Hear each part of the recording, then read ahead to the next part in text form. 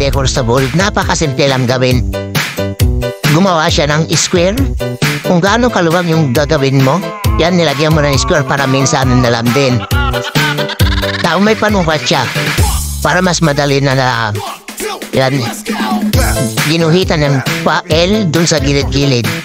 Ayan siya. Napakasunod. Kinulain ng kulay black yung maliit na squares. Ganyan lang pala. May idea na pag gusto nyong gumawa ng 3D na ganyang style sa inyong mga kwarto. Ang lupit niya guys, ang ganda. Napakadaling gawin. Yan no? Dapat pala yung may kabila niya, magkaiba yung direction ng pagpinta niya para mag-hubis talaga siya. Yan no? Ang ganda diba? Madali lang. Simpleng gawin. Kayang-kaya niyo rin gawin yan. Ayan.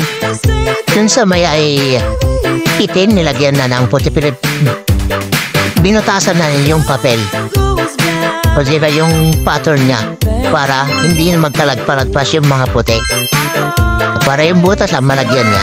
Wow. Ganyan lang pala. Napakadali talaga.